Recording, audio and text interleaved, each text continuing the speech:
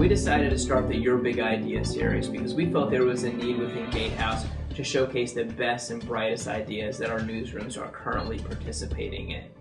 The idea of the series was to find the 10 best ideas within the company, bring those folks to Chicago to present their ideas so the rest of the company could hear about them.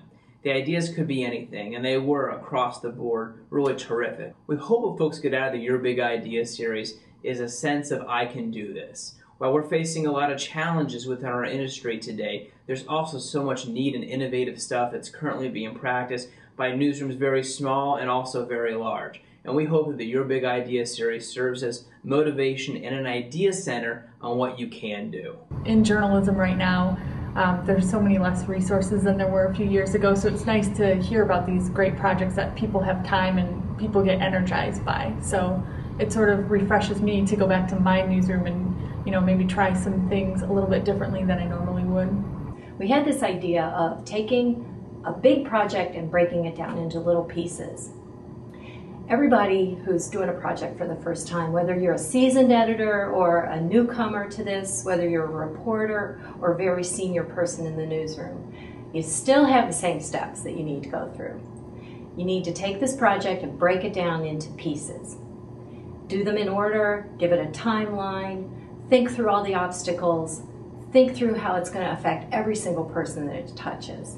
So the workshop involves taking a big project, making it step by step by step, figuring it all out ahead of time to the degree that you can, and then be ready for those things that are just going to pop up and surprise you. Because that's the way it works in journalism, that's the way it works in running any project. During the 3-day workshop, class members present their big idea. They talk about how they did it. They talk about why they did it. They talk about the impact of the project. Then in the Q&A format, the class gets to ask follow-up questions from that presentation. In addition, class members are tasked with launching a new project when they get back to their newsroom. The project can be anything. It just needs to improve their newsroom. And during the 3 days of training, class members are given a variety of helpful hints and tips on how to make that project a success when they get back to their newsroom. We focus on developing a scope, making a pitch, and launching that actual project when they get back home.